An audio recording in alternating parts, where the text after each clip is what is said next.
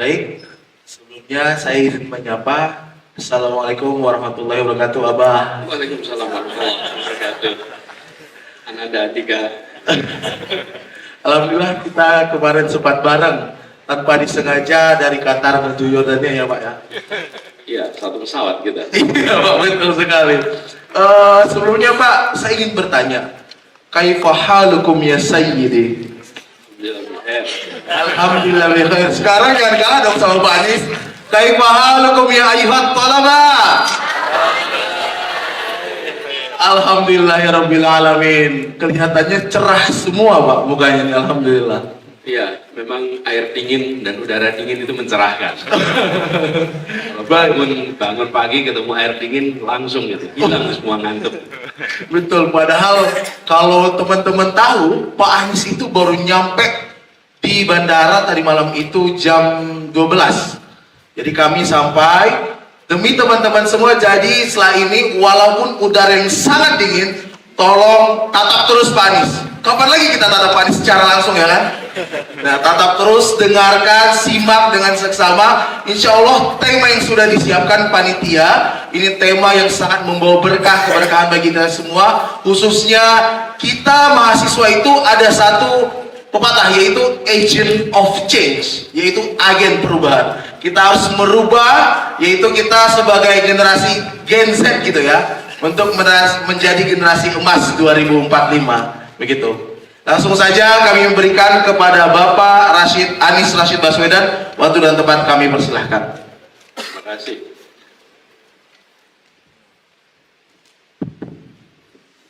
Terima kasih. Lebih bagus ya suaranya. Assalamualaikum warahmatullahi wabarakatuh.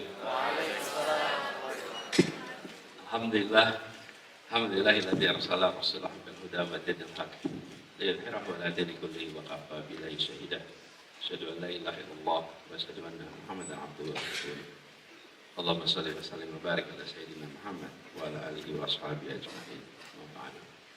Yang kami hormati, yang mulia Duta Besar Republik Indonesia untuk Yordania dan Palestina, Bapak Ade Fatmo Sarwono. Terima kasih Pak Ade mengkhususkan dari Aman datang ke sini. Beri tepuk tangan untuk Pak Dubes.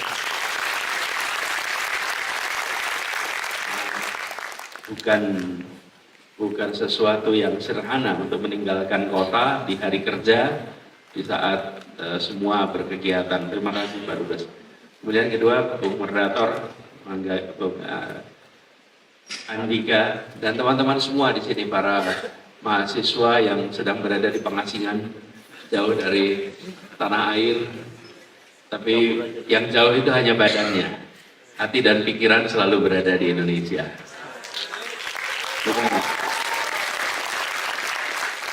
Ya, memang pesawat nggak bisa bikin pergi pikiran kita, hanya bisa bawa badan kita pergi dari Indonesia. Terima kasih teman-teman semua. Kalau boleh saya tahu di sini, yang berasal dari luar Yordania ada tidak? Mahasiswa Timur Tengah lainnya mungkin Syria, Mesir, Semuanya ada Yordan di sini ya? semua Yordania Pak. Semua Yordan. Alhamdulillah. Ya teman-teman sekalian, saya bersyukur sekali bisa sampai di sini. Tadi malam tiba persis tengah malam, sampai di kota ini sekitar jam 3 pagi ya, dari pagi, dan suhu udaranya memang dingin. Suhu udara dingin. Pagi ini pun masih lumayan agak dingin. Tapi seperti dibilang tadi, pertemuan kita insya Allah bisa hangat, karena ini adalah pertemuan pikiran, pertemuan hati. Karena itu bisa hangat yang kita rasakan. Nah, saya bersyukur bisa sampai, dan ada tugas yang diberikan oleh panitia. Tugasnya itu tidak sederhana. Apa namanya, Andika? Ini ya, nama temanya, coba Andika. Sampai saya buka catatan saudara. Tema yang diberikan oleh panitia Irbed Expo yaitu Pak, kolaborasi lintas bangsa untuk dunia yang berkeadilan, yaitu tentang perspektif pendidikan dan kemanusiaan. Ya teman-teman sekalian, ini adalah satu tema yang besar sekali. besar sekali kalau kita bicara tentang pendidikan kemanusiaan. Walaupun ini konteksnya global, teman-teman, tapi saya ingin nanti kita akan lebih banyak bicara tentang konteksnya Indonesia. Mengapa?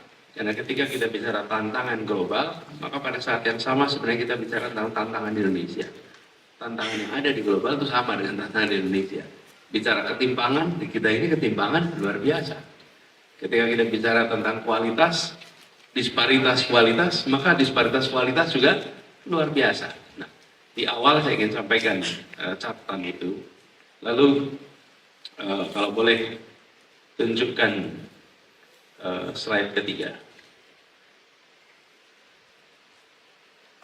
Ini teman sekalian. Bisa kelihatan ya?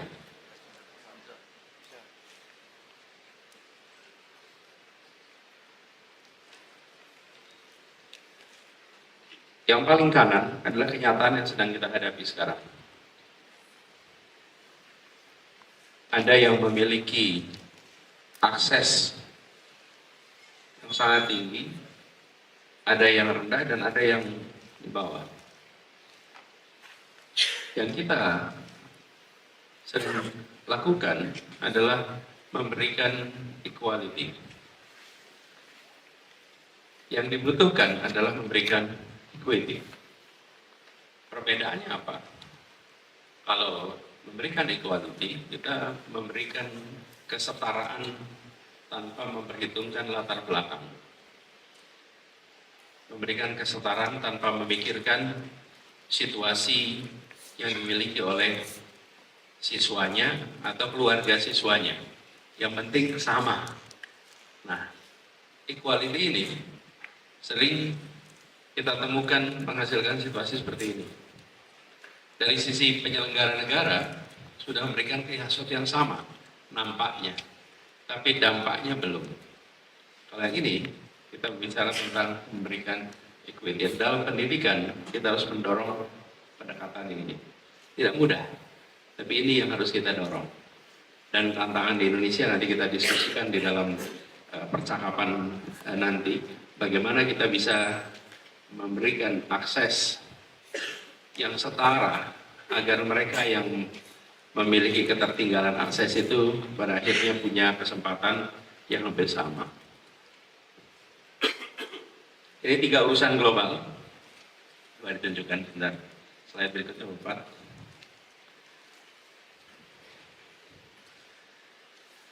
Global ada angka yang tidak kecil.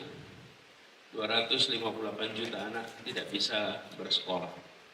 Dan kita punya krisis kemanusiaan, ada kelompok-kelompok bangsa, kami tulis di sini, Palestina, di Suriah, di Yaman yang lebih dekat dengan suasana peperangan daripada suasana persekolahan. Dan ini adalah tantangan besar yang kita hadapi saat ini. Kemudian tantangan ketiga adalah minimnya kolaborasi global untuk pengembangan pendidikan. Negara maju punya sumber daya, negara berkembang punya kebutuhan, tapi kolaborasi tidak terjadi. Pendidikan masih bisa dibilang agenda yang munculnya di tingkat domestik. Kesehatan sudah menjadi agenda yang sering ditangani secara lintas negara kolaboratif. Tapi pendidikan belum. Padahal keduanya sama-sama bicara tentang human capital. Dan inilah yang sebenarnya kita perlu dorong ke depan. Lalu apa peran yang bisa dilakukan? Saya lihat ada 3, coba slide berikutnya. Kita tahu bahwa pendidikan ini buka akses dan peluang. Teman-teman semua yang di sini, teman-teman bisa menyaksikan siapa dididik apa, menentukan siapa duduk di mana. Kalau naik mobil saja, Anda naik mobil, ada yang mengemudikan mobil itu. Yang membedakan antara yang duduk di depan sebagai pengemudi dan yang duduk di belakang sebagai yang dikemudikan semata-mata karena kesempatan pendidikan. Bukan sukunya, bukan bangsanya, bukan makanannya, tapi kesempatan pendidikan. Yang kesempatan pendidikannya lebih tinggi, kecenderungannya akan duduk di kursi belakang. yang kesempatannya lebih rendah akan cenderung duduk di depan. Itu dan Anda datang ke restoran, datang yang dilayani dan yang melayani, faktornya adalah pendidikan. Jadi bagaimana itu menjadi faktor yang luar biasa. Lalu yang kedua, pendidikan ini membentuk kepemimpinan masa depan. Hari ini teman-teman dari tadi disebut sebagai agent of change. Agent of change itu bukan hanya besok, tapi sekarang. Karena itu saya sering sebut anak teman-teman mahasiswa ini, teman-teman muda punya dua peran. Peran kekinian dan peran masa depan. Peran kekinian sebagai anak muda, Anda responsif atas kondisi yang ada di lingkungan kita. Peran masa depan, karena Anda belia, karena itu di masa yang akan datang, Anda punya peran. Dan itu sebabnya harus mengembangkan kompetensi, harus mengembangkan skill, harus mengembangkan jaringan, karena kelak peran akan dimainkan di kemudian hari. Oh teman-teman sekalian, Anda sedang berada di negeri yang jauh, hitungan kilometernya dari tempat Anda lahir. Dan ini kesempatan untuk membangun kerja bersama. Saya senang sekali tadi mendengar pidato ketua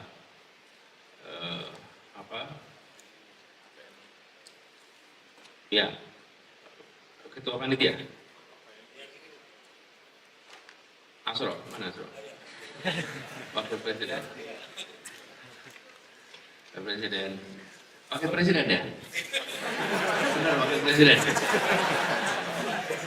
Jadi presiden sama gubernur, Pak. Saya lebih rendah, Pak. Kok nggak ada fotonya di atas ini?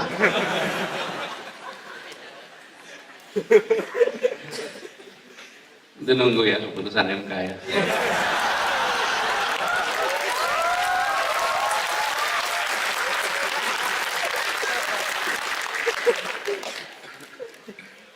Sampai mana tadi?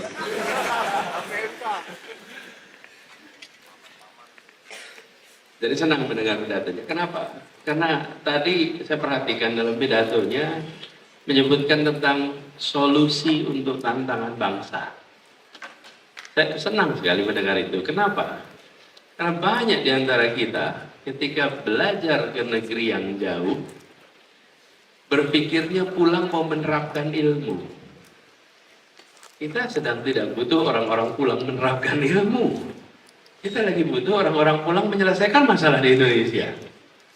Beda tidak itu? Beda. Beda sekali.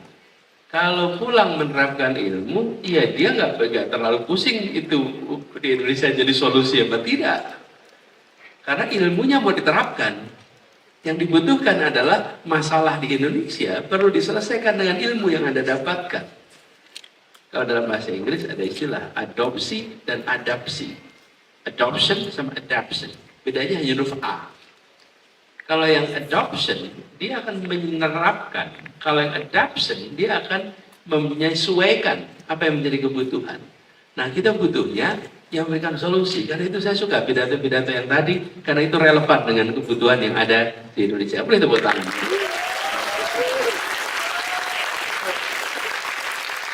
Karena kalau kita sekedar bicara menerapkan, teman-teman yang Anda pelajari di saat kuliah di negeri yang jauh ini bisa A, B, C, D, E, F, G.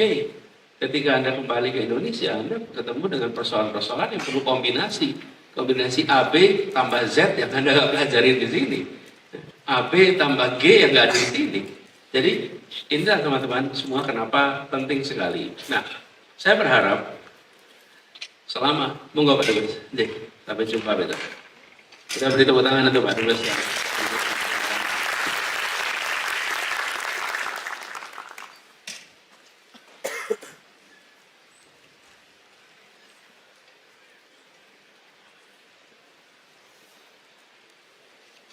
Nah, ya teman-teman sekalian, kalau saya boleh usul langsung aja lompat ke slide 7.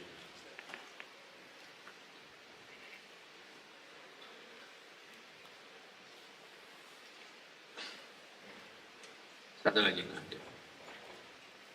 Jadi teman-teman sekalian, salah satu keuntungan dari berada di tempat yang jauh dari tanah air, Anda bertemu dengan mahasiswa-mahasiswa lain lintas bangsa.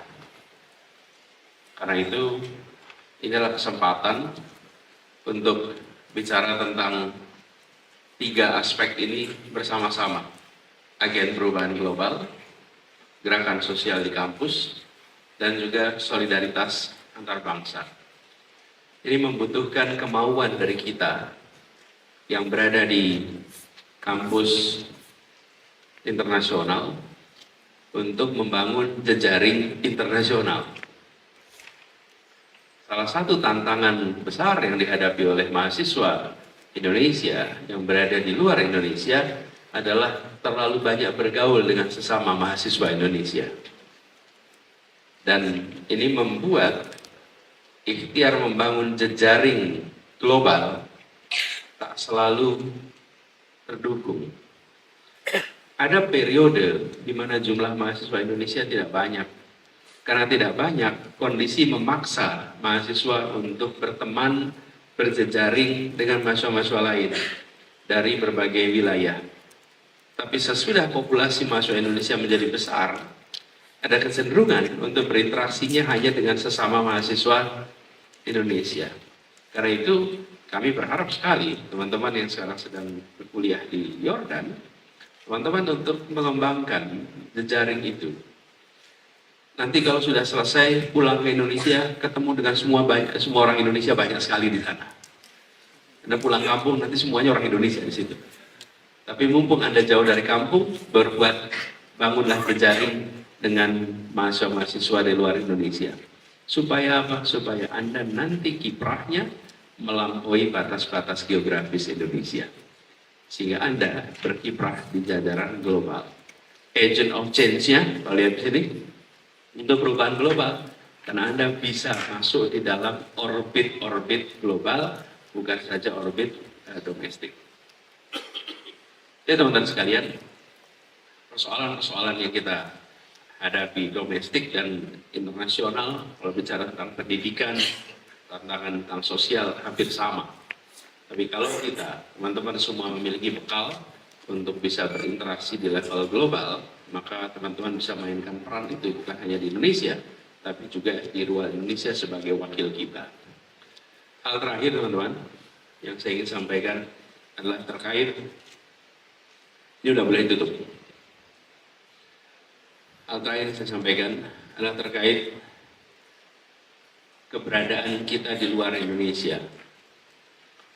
Karena di luar Indonesia ini harus dipahami sebagai duta Indonesia. Apapun yang Anda kerjakan, Anda membawa nama Indonesia. Di ruang kelas, Anda wakil Indonesia. Di hadapan dosen, Anda wakil Indonesia. Di hadapan mahasiswa lain, Anda wakil Indonesia. Masuk ke warung, cari makan, Anda wakil Indonesia. 24 jam Anda di sini adalah duta Indonesia.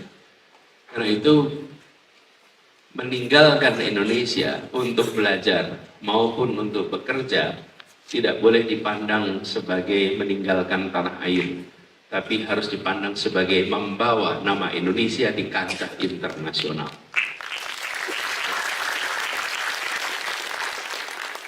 Jadi tagar kabur aja dulu itu. Itu jangan dipandang orang-orang yang pergi dari Indonesia sebagai meninggalkan tanah air, tapi pergi dari Indonesia membawa nama Indonesia, berkiprah di tingkat global. Kiprahnya di mana? Di bekerja dan berkarya. Berkarya itu profesional, bekerja itu untuk belajar.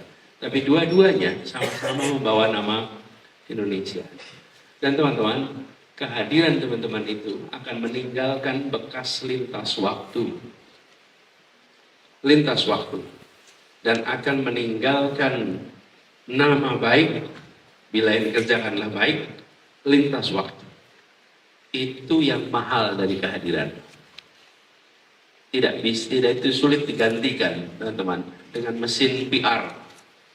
Kehadiran pribadi-pribadi mulia. Tadi saya berjumpa dengan Pak Rektor, Profesor Islam beliau menceritakan senang sekali dengan mahasiswa Indonesia, karena mahasiswa Indonesia ini serius ketika belajar, serius ketika kuliah, akhlaknya baik, sopan, dan pujian-pujian A, B, C, D, F, G. Betul ya, ini saya sama-sama teman-teman disebutkan di situ.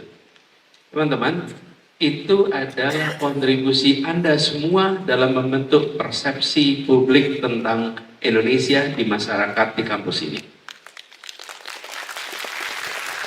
Nah, jadi kehadiran Anda di sini membuat nama baik Indonesia menjadi terjaga. Nah, ini poin terakhir yang saya sampaikan, kita perlu jaga sama-sama supaya teman-teman semua yang di sini meninggalkan badannya, meninggalkan tanah air bukan karena semata-mata mau jauh dari tanah air, tapi justru di tempat ini menjadi duta dari Indonesia. Itu sebagai pembukaan. Terima kasih. Assalamualaikum warahmatullahi wabarakatuh.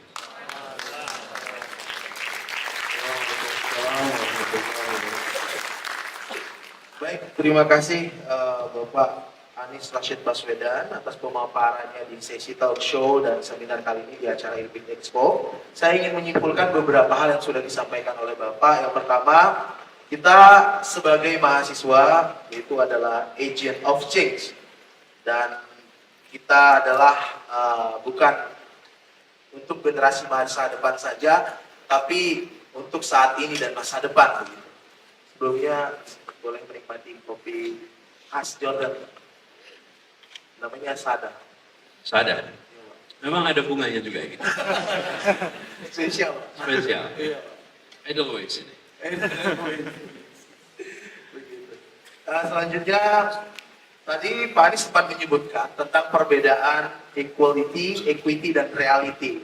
Jadi itulah yang kita hadapi saat ini. Dan yang saya take note juga adalah bahwa kita sebagai duta Indonesia yang ada di luar negeri, kita harus memperluas jejaringan kita terhadap mahasiswa luar. Kami melihat, menganalisa di HPM Yordania juga bahwasanya mungkin saya pribadi melihat 99,95% orang Indonesia tinggal bersama orang Indonesia. Setuju? Apakah di sini ada yang tinggal sama orang Arab? Boleh angkat tangan, nanti saya kasih hadiah spesial. 1, oke. 2. Jadi begini Pak, dari semua yang duduk di sini hanya 2 orang saja yang tinggal bersama orang Arab. Begitu Pak.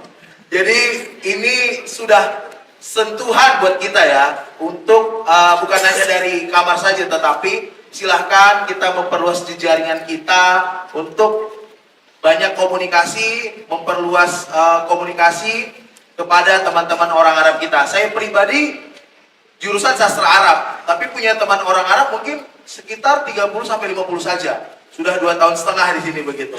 Gimana teman-teman yang syariah, teman-teman yang kuliah di jurusan teknik, mohon harapannya ke depannya nanti setelah Bapak Anies tadi mengatakan kita sangat butuh itu begitu. Kalau emang kontribusi kita misalnya di PPI Dunia jejaringan dengan teman-teman mahasiswa Indonesia di lain negara, itu alhamdulillah, tapi lebih baik lagi kita punya jejaringan langsung bersama teman-teman yang ada di mancanegara lain, maksudnya ya khususnya di ASEAN ataupun dari luar Jordan begitu. Mungkin sesi saat ini kita lanjut ke sesi pertanyaan Pak. Kami berikan 3 orang penanya pertama. Bagi yang pertanyaannya menarik dan sesuai dengan tema, kami akan berikan hadiah buku. Begitu. Baik, silakan. Wah, langsung aja. Mungkin Saudara Zahid, ya silakan. Panitia, panitia.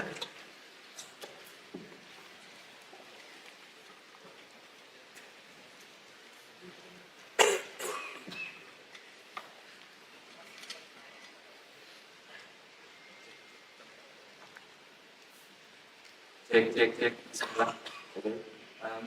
Assalamualaikum warahmatullahi wabarakatuh. Sebelumnya saya mengucapkan selamat datang Abah Anies di Yordania. Selamat siang waktu Jordan. Saya sudah melihat perjalanan Mungkin Abah boleh Hanis. perkenalan dulu dan instansi dari mana. Sebentar. Saya sudah melihat Abah Hanis ke sini di Qatar, ketemu teman-teman lamanya, teman SMA, Mas Satrio dan Mas Susilo juga. Dan izinkan saya perkenalkan diri, saya Abdullah Zahid, saya seorang mahasiswa dari University of Jordan, letaknya di ibu kota Amman, Jordania. Saya seorang bukan penerima beasiswa, Pak. Saya bukan penerima beasiswa dan saya sudah membiayai kehidupan saya pribadi itu di semester 3. That's why saya juga seorang content creator. Saya juga punya YouTube. Sekarang lagi ikut creator program by Narasi Academy.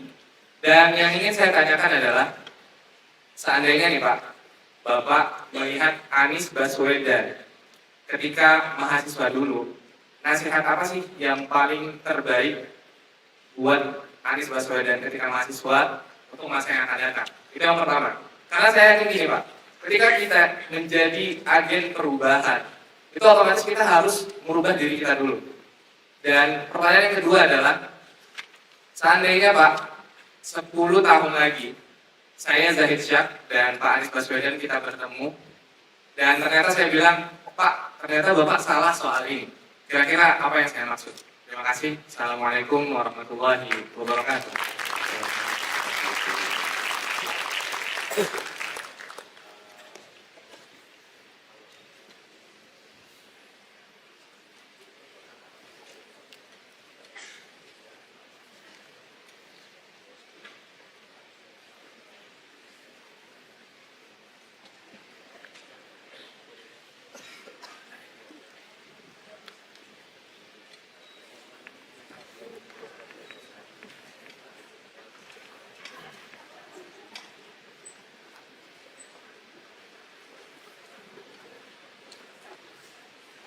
Oke baik, terima kasih kepada saudara Zahid. Selanjutnya, pertanyaan selanjutnya, mungkin kita ambil dari akhwat dulu ya. Coba turun tangan dulu. 1, 2, 3. Boleh banyak yang pakai jilbab hitam, kacamata. Tadi dia silakan.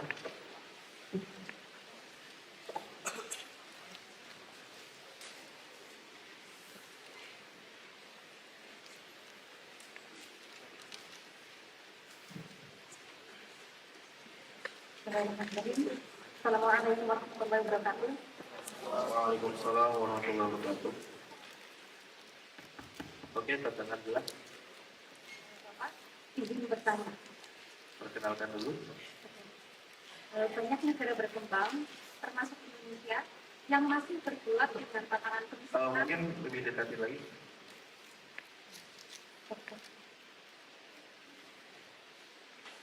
Diangkat Saya suaranya. perkenalkan, nama saya Nifana Yola, mahasiswi Yarki University. Panggilannya Ivan atau Yola? Nifana. Ivan. Ivan. Banyak negara berkembang, termasuk Indonesia sekarang, yang masih bergulat dengan tatanan kemiskinan, infrastruktur, dan kesehatan, sehingga pendidikan tidak menjadi prioritas utama. Bagaimana model kolaborasi lintas bangsa yang ideal agar pendidikan tetap bisa berkembang tanpa mengorbankan kebutuhan yang besar lagi? Boleh sekali lagi pelan-pelan ya. Jadi Indonesia sekarang masih bergulat dengan tantangan kemiskinan, infrastruktur, dan kesehatan, sehingga pendidikan tidak menjadi prioritas utama. Bagaimana model kolaborasi lintas bangsa yang ideal agar pendidikan tetap bisa berkembang tanpa mengorbankan kebutuhan yang besar lain? Terima kasih. Terima kasih saudari Divan atas pertanyaannya terkait bagaimana kolaborasi lintas masa depan yang ideal dalam menghadapi aspek kemiskinan infrastruktur Indonesia dan yang yaitu menjauhkan mengedepankan tidak lebih mengedepankan pendidikan tadi begitu ya. Baik, terima kasih. Selanjutnya turun tangan dulu. Ya, Bang, silahkan. Yang depan Bang Milki. Baik ya.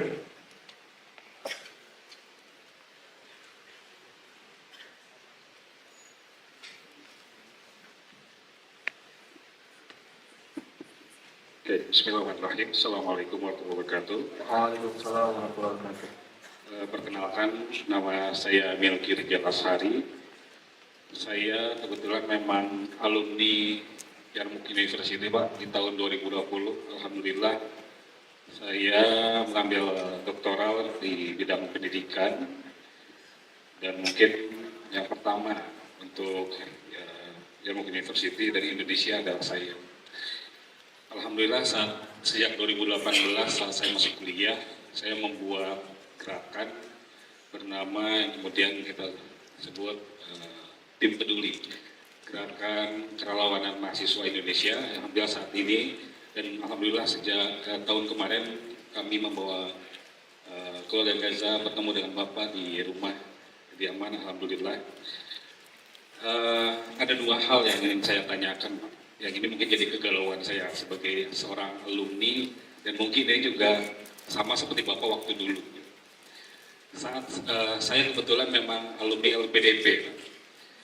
Alhamdulillah dapat Presiden Scholarship yang waktu itu semua penerima beasiswa harus pulang. Alhamdulillah saya pulang. Tapi memang yang jadi masalah adalah ketika saya pulang saya dengar saya ingat sekali Bapak bilang waktu ketika Bapak memutuskan untuk pulang itu setidaknya ada 3 hal. Secara intelektual bertumbuh, secara finansial cukup, kemudian secara sosial juga ada impact. Pertanyaannya, ketika saya harus pulang, saya rasa sosial impact-nya bagi saya lebih besar ketika saya di sini. Secara finansial, oke lah, Indonesia menghargai saya misalkan. Tapi secara intelektual ketika saya di sini, saya rasa saya kok tidak bertumbuh. Saya merasakan itu. Sekalipun, walaupun begitu, alhamdulillah jejaring yang Bapak sebutkan tadi, lebih dari 300 bahkan mungkin 500 lembaga kemanusiaan, baik nasional atau internasional, dengan gerakan kerelawanan tadi bisa bertumbuh. Nah, yang jadi pertanyaan, kira-kira apa Pak? Kira-kira kalau Bapak ada posisi saya seperti apa? Pulangkah? Sudah tinggalkan? Karena di sisi lain gini Pak, ketika saya mencoba terus mengembangkan teman-teman mahasiswa melalui Tim Peduli ini, alhamdulillah kami mengenalkan, kami punya lebih dari 30 relawan yang secara loyal kemudian ikut terlibat dan terus dikembangkan potensinya. Satu sisi kami bangga untuk jadi bagian dari jaring global, tapi sisi lain kami sering kali mendapat sindiran ini. Untuk apa perhatian sama negara lain, kok negara sendiri juga lagi susah.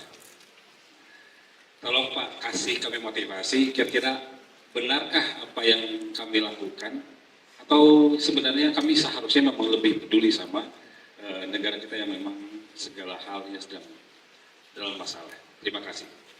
Baik, terima kasih kepada Bang Wilky, tepuk tangan.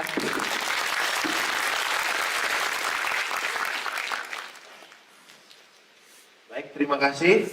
Saya izin membacakan pertanyaan pertama Pak tadi dari Saudara Zahid. Kalau seandainya kita bertemu dan Bapak salah dalam hal ini, maaf. Nasihat apa yang akan Bapak berikan ketika seandainya Bapak melihat diri Bapak sebagai mahasiswa? Coba dari saya. Jadi Bapak seandainya bisa memutar waktu, bagaimana Bapak akan memberikan nasihat kepada seorang Anies Rashid Baswedan ketika mahasiswa?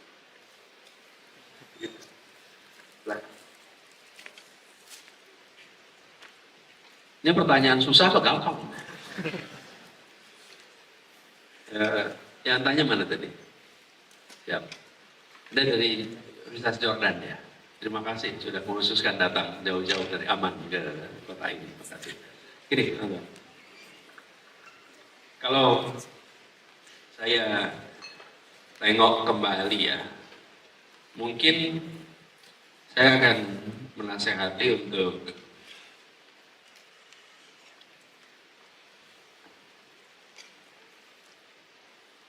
menyiapkan CV masa depan yang dulu saya tidak pernah terpikir. Jadi sambil kuliah saya pikir Ini saya akan anjurkan buat teman-teman sekarang. Bikin CV ya. Tapi CV-nya tahun 2045. Bukan CV sekarang.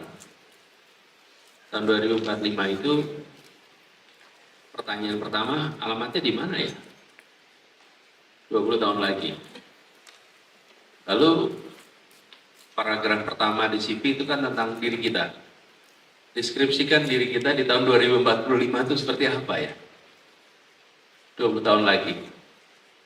Lalu menuliskan kira-kira perjalanan ke depan 20 tahun yang akan datang itu apa? Saya tidak terpikir dulu itu. Sesudah saya menjalani ini semua, saya coba ya dulu kita menuliskan. Maka mungkin perencanaan ke depan itu bisa lebih baik. Dulu KPI saya sederhana saja. Yang penting jadi mahasiswa yang aktif, yang sibuk.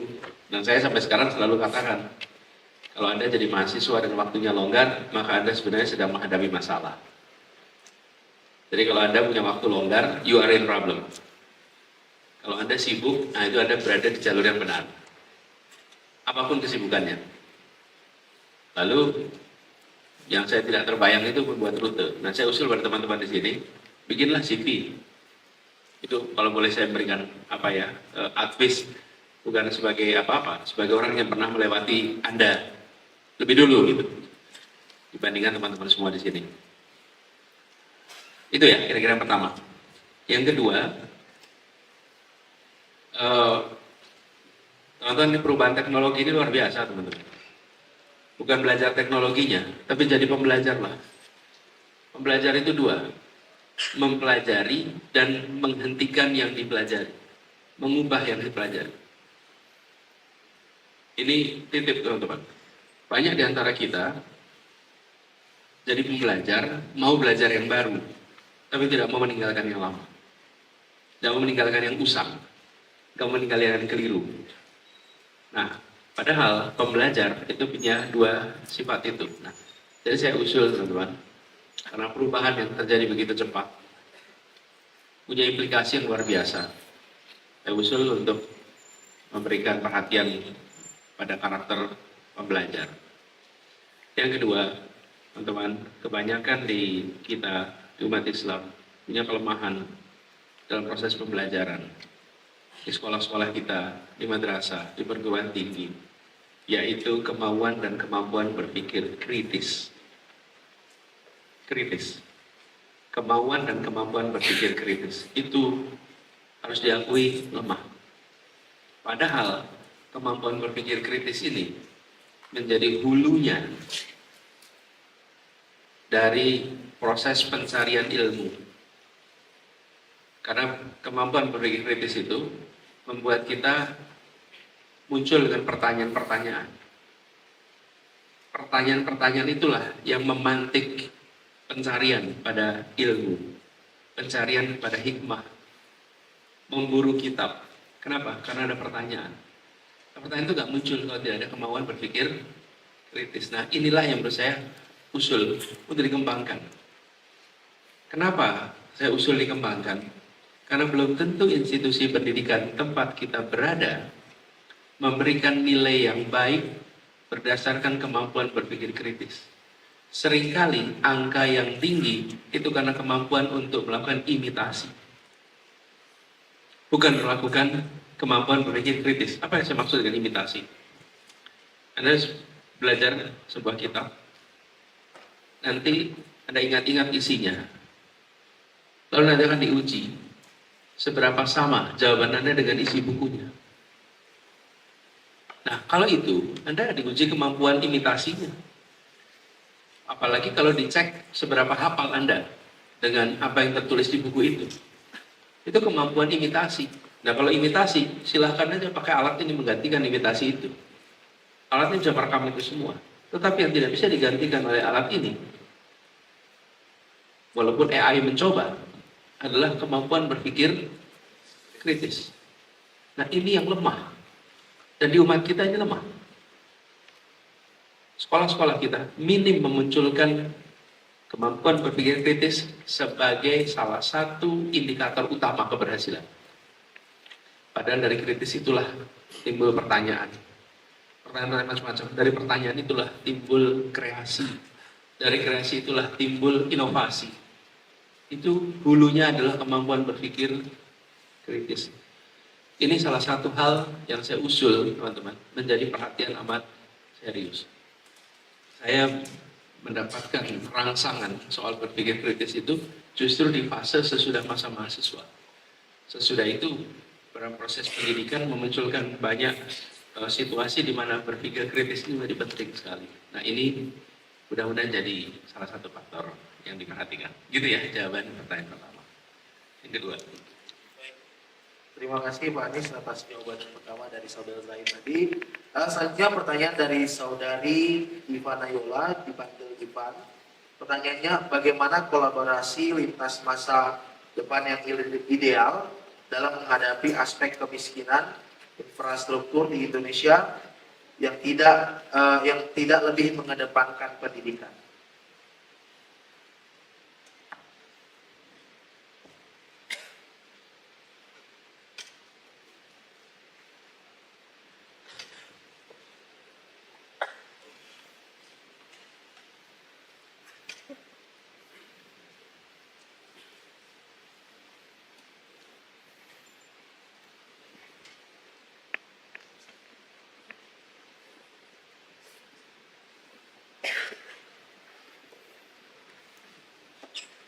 Yuk, boleh pertanyaannya gimana? Saya turun aja ya, jauh sekali jaraknya dengan audiens semuanya.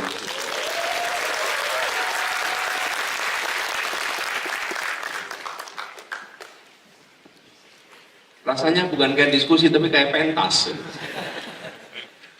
Oke, jadi apa tadi ya? Baik, saya bacakan lagi. Bagaimana kolaborasi lintas masa depan yang ideal dalam menghadapi aspek kemiskinan infrastruktur di Indonesia? Ya. Tadi bilang, ini soal infrastruktur. Ada kebutuhan infrastruktur, ada soal kemiskinan. Kemudian pendidikan jadi tidak perhatian. Sebetulnya kalau kita tanya paling dasar, untuk apa kita melakukan pembangunan? Dan fokus pembangunan itu pada apa? Pada siapa? Pada manusia, bukan? Kan kita melakukan pembangunan untuk manusia, bukan? Lebih sejahtera, betul tidak? Jadi mulainya dari apa? Mulainya dengan peningkatan kualitas manusia. Kualitas manusia itu dasarnya dua. Satu kesehatan, dua pendidikan. Sesudah itu kesejahteraan. Urutannya begitu, kan? Nah, tapi seringkali kita merasakan ada tekanan untuk agar pertumbuhan ekonomi tinggi, dan itu membuat investasi pada kualitas manusia dirasa sebagai sesuatu yang kembaliannya jangka panjang. Sementara kalau bikin jalan, bikin industri, lalu pertumbuhan ekonomi akan terasa cepat. Tahun depan, 3 tahun, 4 tahun langsung kelihatan dampaknya. Sementara kualitas manusia, nah ini teman-teman dikirim sekolah ke Jordan. Kuliah di sini berapa lama? Oh, 4 tahun. 4 tahun itu nganggur atau kerja? Belajar. Betul kan? Belajar itu pengangguran tersembunyi, bukan? Kan Anda tidak produktif secara ekonomi, bukan? Tapi sesudah 4 tahun, Anda masuk ke pasar tenaga kerja. Betul tidak?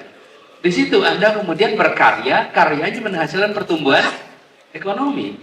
Nah, disinilah letak pentingnya kepemimpinan yang memiliki visi panjang. Kalau visinya pendek, ya akhirnya bikinnya yang pendek-pendek terus. Tapi kalau panjang, maka dia akan mau investasi pada kualitas manusia. Mau contoh, bangsa mana yang mengerjakan ini pertama kali secara serius? Ada yang mau beri saya tebakan? Bangsa mana yang paling serius menyiapkan investasi di kualitas manusia? Ya, jawabnya Jepang. Jepang itu terkejut, kaget, lihat Amerika tahun 1850-an semaju itu, Eropa semaju itu, mereka isolasi, lalu shock Shocknya di mana? Simbolnya dua. Selama ini mereka kalau lihat kapal laut itu bergerak pakai angin dan layar. Kok ada kapal laut bergerak pakai besi dan uap? Itu besi dan uap kan pakai teknologi, bukan? Kaget. Yang kedua, ilmu bela diri. Mereka punya ilmu bela diri yang luar biasa. Jago bela diri. Jurusnya macam-macam, loncat-loncat, pakai pelor satu jeder. Kalau langsung tumbang. Segala macam jurus itu nggak ada artinya dibandingkan pelor satu itu. Shock. Tapi cara mereka menghadapi shock itu apa? Oke, kalau gitu kita harus fokus pada nasihat betul. Dan dia menjadi contoh yang menurut saya umat Islam bisa ambil nih. Apa itu? Dia bangun pendidikan, tapi tidak mau meninggalkan akar budayanya kalau bahasa mereka. Nilainya tetap dijaga, nilai kejepangannya, tapi ilmu aplikasinya mereka adopsi dari mana-mana. Betul tidak? Nah inilah yang menarik. Investasinya pada pendidikan. Dahsyat, dalam waktu 5 dekade, mereka menjadi superpower dunia. Bahkan di Nusantara itu, status orang Jepang itu setara dengan orang Eropa semenjak tahun 1900-an. Dulunya mereka sama dengan orang Arab, sama dengan India, sama dengan orang Tionghoa dan Jepang. Kelas 2. Ketika terjadi perubahan, mereka sama dengan Eropa. Nah, reforma inilah yang sebenarnya dibutuhkan di kepemimpinan kita, bahwa pendidikan, investasi jangka panjang, tetapi dampaknya irreversible, tidak bisa dikembalikan. Sekali Anda sudah berpendidikan S1, ya sampai kapanpun Anda S1, nggak bisa hilang, kan? Kalau Anda sekarang punya aset 100 juta, tahun depan bisa nggak aset Anda berubah jadi 10 juta? Bisa. Tapi kalau kualitas manusia sudah ditingkatkan kualitasnya, bisa nggak dimundurkan? Bisa, adanya maju terus, betul tidak? Nah itulah sebabnya kenapa keterdidikan bangsa itu penting sekali. Nah, di sini pentingnya kepemimpinan nasional yang mau investasi di bidang pendidikan. Mudah-mudahan alokasi pendidikan nggak berkurang. Namanya juga doa kan. Soalnya ini teman-teman, cara kita mengetahui prioritas kalau di dalam pemerintahan itu diwujudkan dalam bentuk anggaran. Dari situ adalah cermin prioritas. Anda juga sama kok. Pengeluaran Anda sebulan itu mencerminkan prioritas Anda terhadap kegiatan Anda. Betul tidak teman-teman? Dipakai untuk apa uang sebulan Anda itu? Di situ adalah cermin prioritas Anda. Sama negara juga begitu. Nah, kami melihat pentingnya untuk kualitas manusia itu menjadi prioritas utama. Nah, kalau kita sudah fokuskan di pendidikan, maka tidak bisa mundur.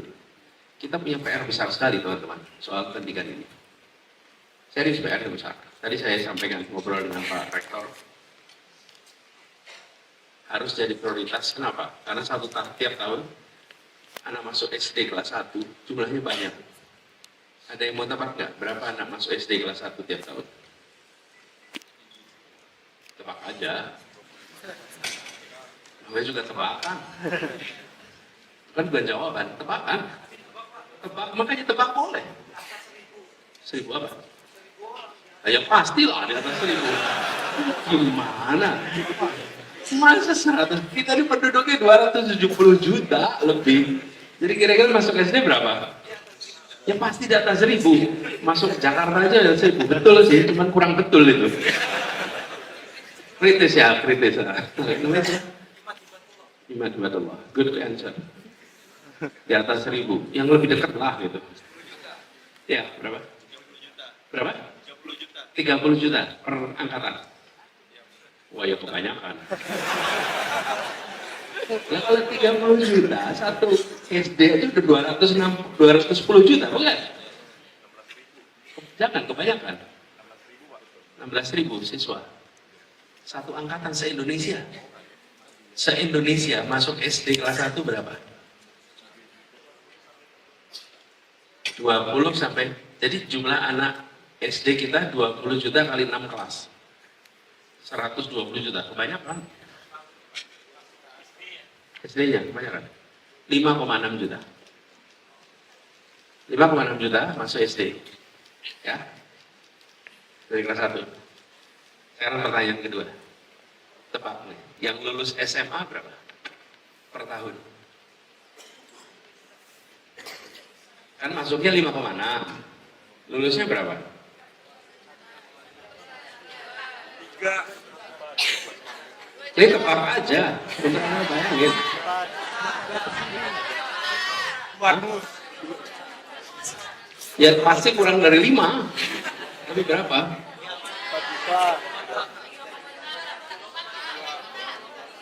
Nah, yang masuk 5,6, lulusnya sekitar 3,7, 3,6, kadang-kadang 3,8. Kira-kira segitu.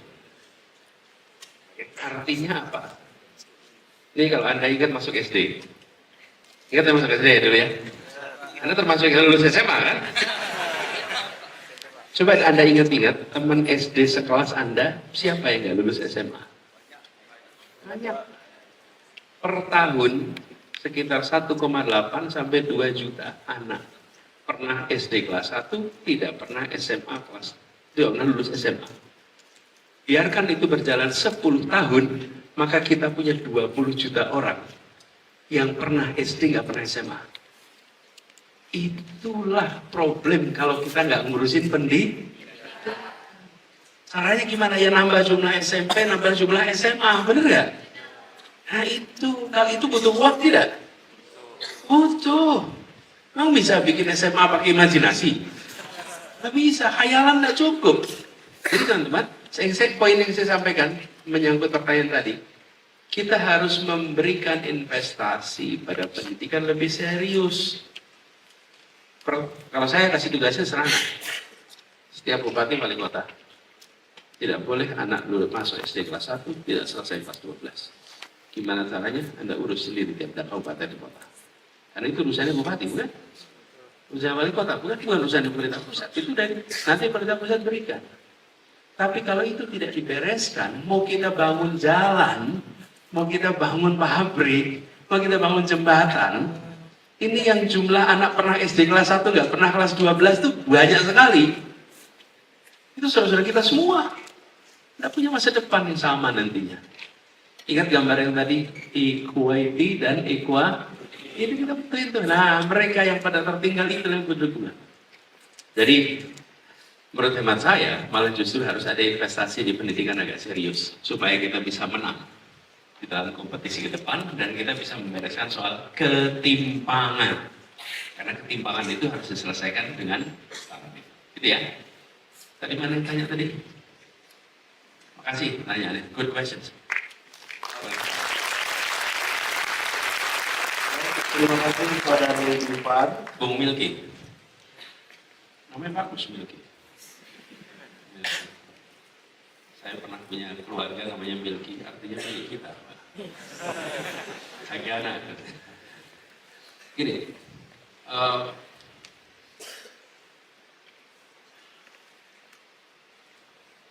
kami melihat keberangkatan anak-anak Indonesia keluar untuk belajar itu harus dipahami secara lebih luas. Jangan sekedar belajar untuk mendapatkan ijazah lalu pulang.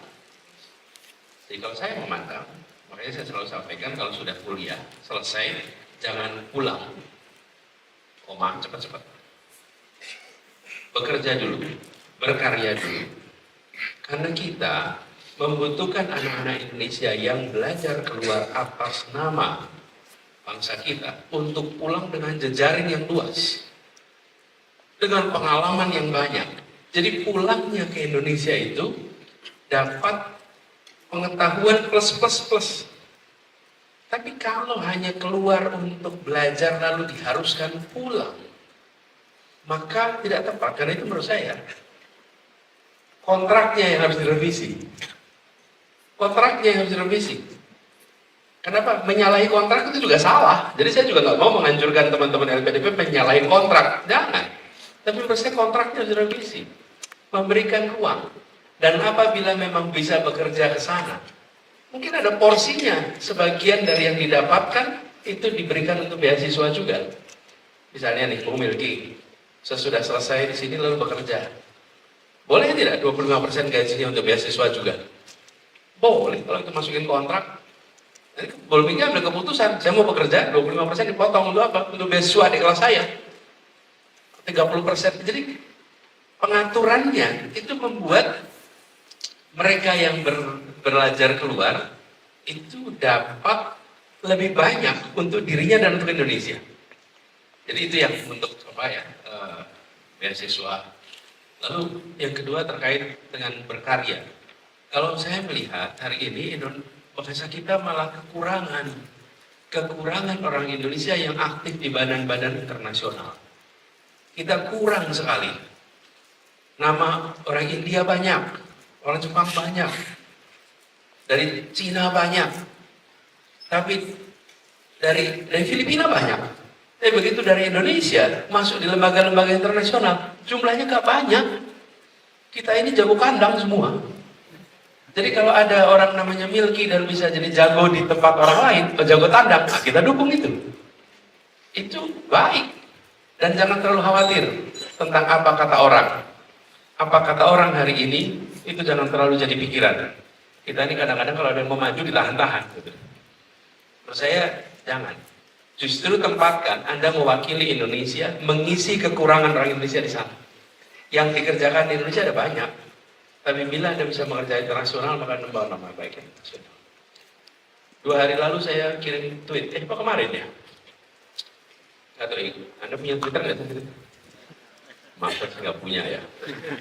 Kalau Anda sempetin, kemarin saya akan diskusi dengan diaspora Indonesia di Doha.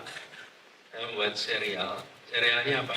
Tentang bagaimana anak-anak bangsa perlu lebih banyak di dunia internasional. Teman-teman, datang restoran di kota-kota besar di dunia, ketemu dengan restoran Jepang, restoran Korea. Mana restoran Indonesia? Warung Tegal. Jangan ketawa di sini. Itu warung Tegal itu makanannya enak-enak. Rendang, enak. Jadi, teman-teman, kehadiran kita di dunia global itu tidak proporsional dengan jumlah penduduknya. Penduduk kita nomor 4 terbesar di dunia. Budayanya sangat beragam. Tapi begitu sampai global, nggak nomor 4 di dunia. Kehadirannya itu enggak. Bahkan pertemuan-pertemuan global aja banyak dari antara kita nggak datang. Nggak datang di pertemuan-pertemuan global. Nah, jadi Bung Milky, menurut saya nih, sebaiknya karena Anda sudah punya tempat berkiprah di level dunia, maka jangan itu dihilangkan. Anda terus aja di sana dan bawa nama Indonesia di kancah-kancah internasional. Itu.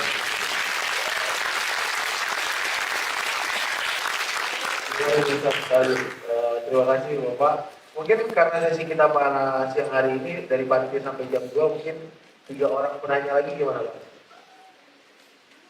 Masih ada yang mau tanya? Banyak banget Pak. Oke, baik, Yang silakan. cepat ya, pertanyaannya cepat. Oke, pertanyaannya singkat. Ya, silakan yang di belakang. Panitia.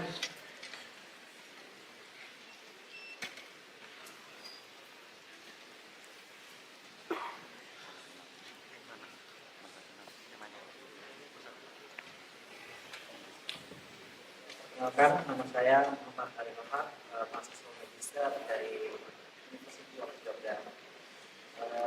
Saya ingin menanyakan beberapa terkait yang tadi Bapak jelaskan, Agak dikencengin lagi. terkait yang tadi Bapak jelaskan disparitas pendidikan antara yang mampu dan yang kurang.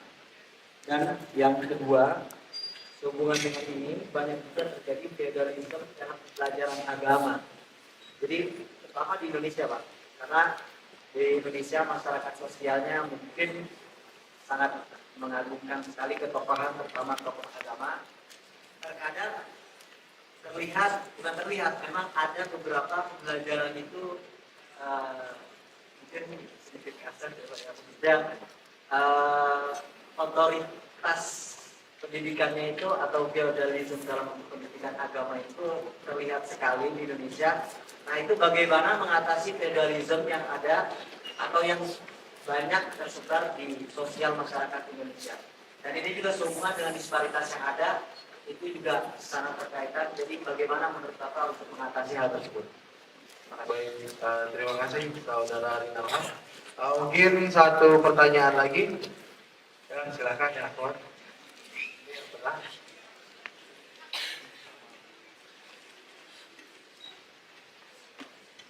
Boleh dibantu? Perkenalkan diri terlebih dahulu.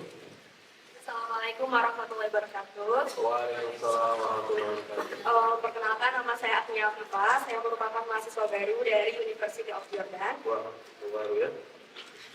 Saya mau bertanya, Mbak. Melihat tren hashtag kabur aja dulu yang sedang viral, karena kekecewaan masyarakat Indonesia terhadap banyak sekali regulasi baru yang tidak sesuai, menurut Abah, apakah hal ini berpengaruh kepada cita-cita bangsa, yaitu Indonesia Emas tahun 2045? Karena bisa dilihat bahwasanya sekarang anak muda mulai bisa menilai dan melihat kesenjangan yang besar antara negaranya dan negara lain yang lebih sejahtera. Baik, terima kasih Saudari Agnia.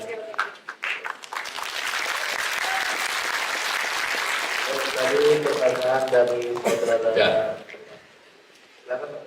Pertanyaannya adalah tentang Ari nama. Panggilannya Ari. Ya, Bung Ari, terkait dengan proses pembelajaran, itu perubahan di dalam institusi pendidikannya perlu waktu yang panjang. Jadi menurut saya, kalau misalnya Anda melihat ada fenomena itu, maka proses untuk mengubah itu membutuhkan kepemimpinan yang berubah. Kata kuncinya adalah pada pemimpinnya. Kalau pemimpin institusi pendidikan menyadari pentingnya berpikir kritis, maka terjemahannya pasti egaliter. Benar nggak? Tapi kalau pimpinannya tidak menganggap berpikir kritis itu penting, pasti nggak egaliter. Egaliter itu lawannya feodal, kan? Nah, karena itulah penting bagi pemimpin institusi pendidikan untuk terbuka dan mau mengadopsi berpikir kritis. Dari situ nanti dia akan menumbuhkan institusi yang menumbuhkan suasana pembelajaran yang penuh dengan pertanyaan-pertanyaan. Pertanyaan-pertanyaan itulah yang membuat kita terbuka pikirannya. Pertanyaan-pertanyaan itulah yang membuat kita melihat sesuatu dari kacamata yang baru. Itu membutuhkan suasana yang tidak feodal. Kalau suasana feodal sulit untuk bisa tumbuh. Jadi usul saya kepemimpinan. Jadi nanti kalau Bung Ari pulang dan bikin lembaga pendidikan, maka Anda pimpin lembaga pendidikan itu dengan kata kunci berpikir kritis. Turunannya nanti pasti dan kemampuan terbuka. Teman-teman, Anda boleh saja baca sejarah Baitul Hikmah di Baghdad. Itu sangat terbuka dengan ilmuwan-ilmuwan berbasis kompetensi, bukan berbasis keyakinan. Jadi ilmuwan dengan keyakinan yang berbeda-beda diundang berdasarkan kompetensi. Itulah yang membuat kemudian Baitul Hikmah itu menjadi fenomenal di zaman itu. Dan sampai sekarang masih fenomenal. Ini menurut saya harus teman-teman Pak Bung Ari ya, ada pegang itu. Lalu teman-teman yang kedua, dalam usul pendidikan ini, ada satu kata yang menurut saya penting sekali. Namanya meritokrasi. Meritokrasi ini kunci keberhasilan teman-teman. Tanpa meritokrasi kita sulit.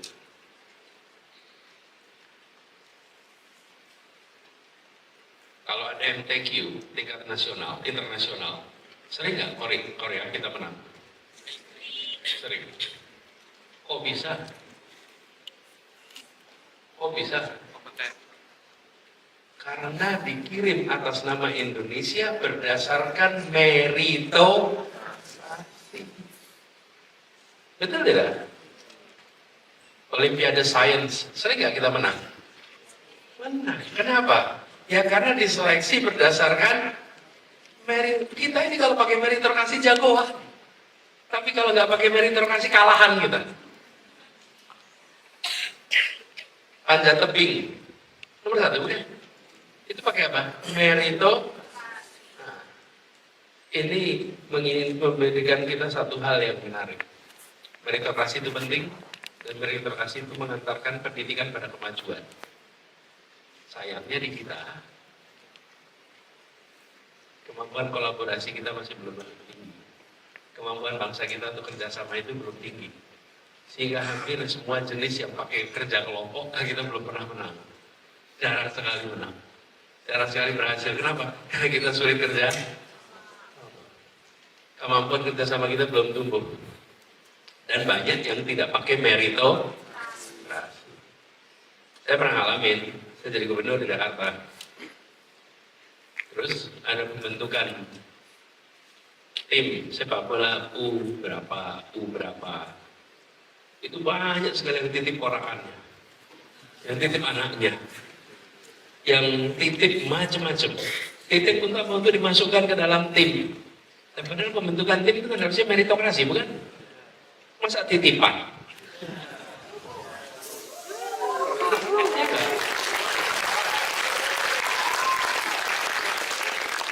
Nah, itu yang menyebabkan kenapa kinerja kita jadi rendah. Kalau yang individual bisa nggak titipan? Ya dititipin tumbang pula. Ya kan?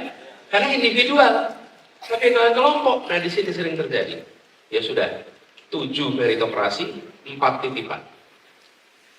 Itu yang membuat kita jadi buruk. Karena ada titipan non meritokrasi. Jadi kalau anak muda bertanding, berjuang meritokratik, jangan minta dibantu paman. Ya.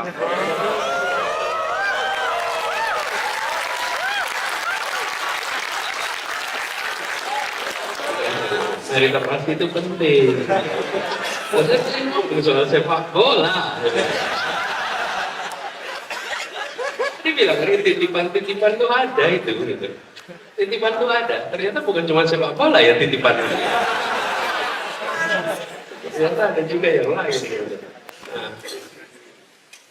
jadi satu tadi berpikir kritis.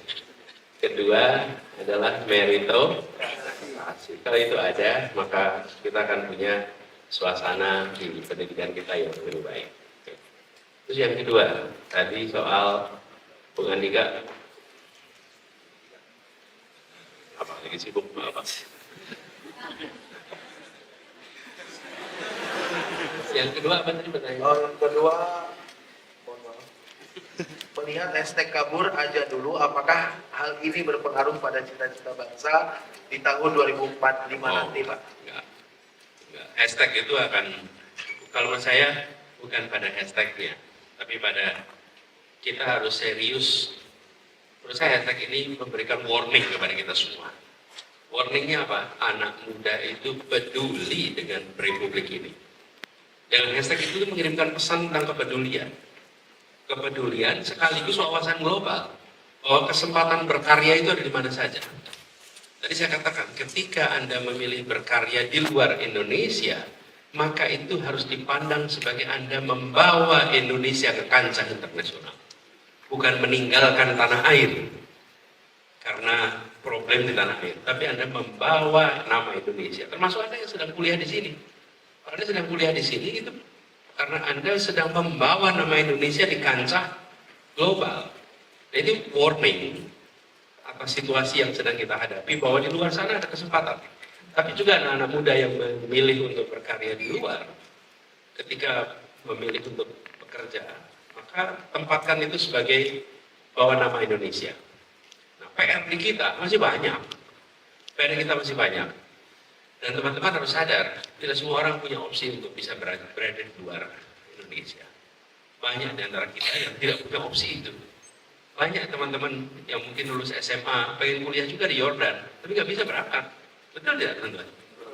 Nah, jadi saya ingin ajak untuk melihat bahwa Indonesia emas yang dicita-citakan dan lain-lain itu PR besar. Hanya bisa kejadian kalau kita fokus pada kualitas manusia. Yang disebut emas itu apanya sih yang emas? Orangnya. Betul ya? Kan pada kualitas manusianya, bukan? Emas itu bukan sekedar GDP-nya, bukan sekedar pendapatan per kapitanya, tapi emas itu karena kualitas manusia. Karena itu fokuslah pada, kalau biasa disebut human development index. Indeks kita itu harus naik terus. Nanti dari situ otomatis kita punya peran yang sangat besar. Jadi saya melihat ke depan konsentrasi kita pada kualitas manusia. Dan teman-teman, kalau kualitas manusia itu ada, maka kita akan bisa berperan luar biasa di wilayah Asia Tenggara, di wilayah Asia, apalagi global. Tapi lagi-lagi, peran itu nggak bisa didapat tanpa ada peningkatan kualitas manusia. Nah, ini emas kita itu hanya bisa kita kerjakan memanfaatkan sumber daya yang cukup. Karena itu menurut hemat kami, kita sudah saatnya memanfaatkan hasil sumber daya alam untuk pengembangan kualitas manusia. Dengan begitu, maka sumber dayanya cukup. Kita punya kekayaan alam yang luar biasa. Tapi kekayaan alam itu tidak sepenuhnya dipakai untuk mengembangkan kualitas manusia. Kalau dipakai sepenuhnya, kita udah beres nih. Tidak perlu lagi kita khawatir tentang kekurangan SMP, kekurangan SMA. Kalau SD udah cukup. Kenapa? Dulu Pak, era Orde Baru serius bangun SD di semua tempat. Namanya SD Impres di semua tempat. Sayang waktu itu tidak diteruskan dengan SMP Impres, SMA Impres. Kalau ada, maka tidak ada lagi itu cerita seperti tadi.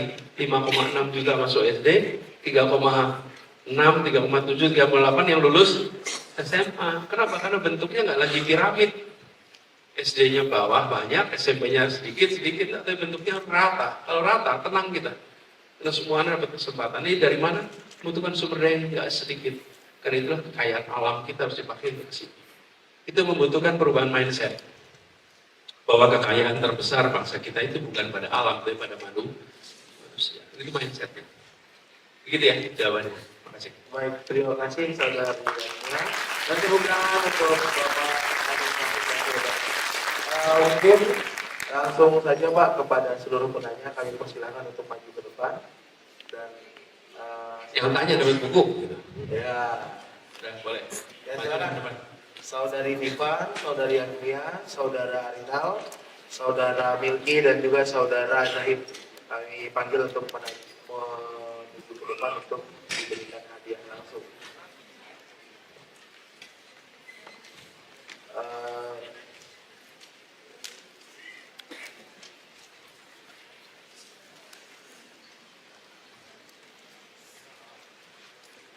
Dipersilakan untuk menaiki ke atas panggung.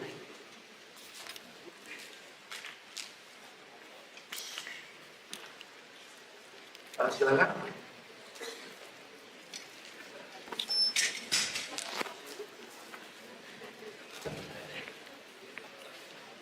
Oke, silakan dibawa ke atas.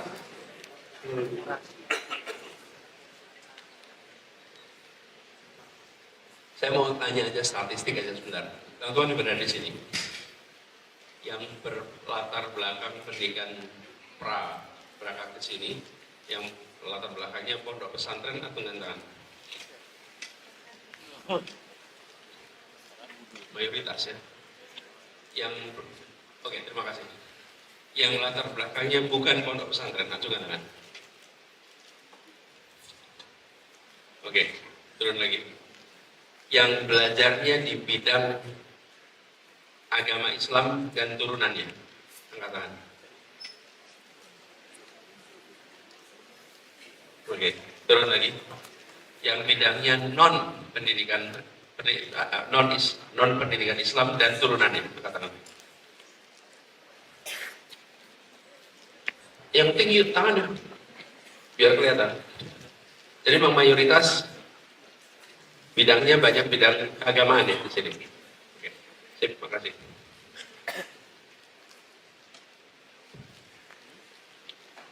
Ya, bukunya langsung ditandatangani oleh Bapak Anies. Kemudian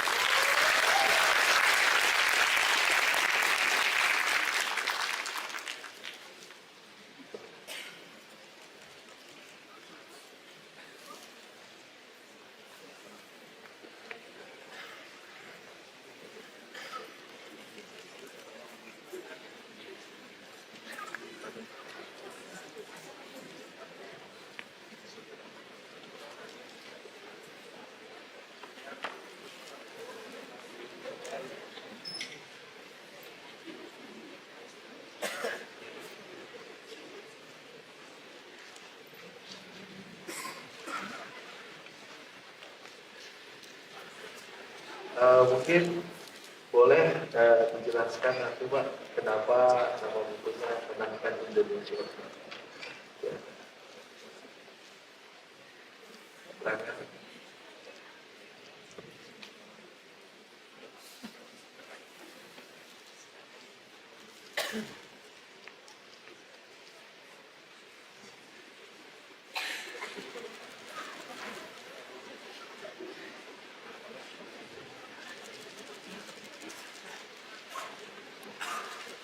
Boleh kita berfoto bersama.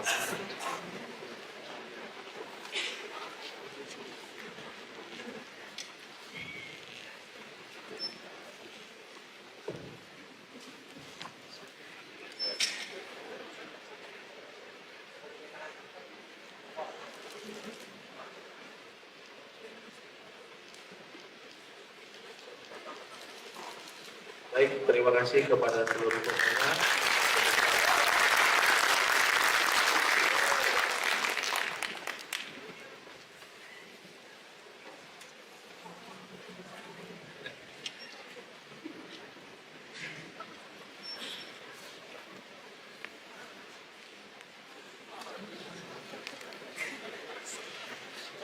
Oke, baik, terima kasih kepada seluruh penanya dan terima kasih juga kepada Bapak Anies Rashid Baswedan yang sudah memaparkan tentang tema yang sudah disiapkan oleh panitia. Saya ingin menyimpulkan bahwasanya mahasiswa merupakan agen perubahan baik di kancah nasional maupun internasional. Mahasiswa juga dituntut untuk memperluas relasi, memperbanyak skill, serta mengembangkan CV dari saat ini agar nanti kita di tahun 2045 kita bisa membayangkan bagaimana posisi kita nantinya.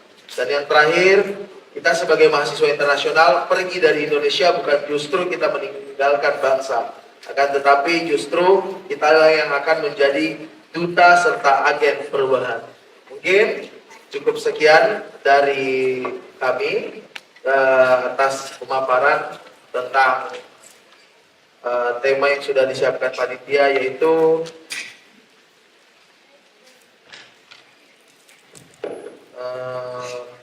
perubahan tentang kolaborasi lintas bangsa untuk dunia yang berkeadilan serta perspektif pendidikan dan kemanusiaan. Terakhir, kami ucapkan kepada Bapak Anies atas waktunya dan kehadirannya. Mari kita berikan tepuk tangan.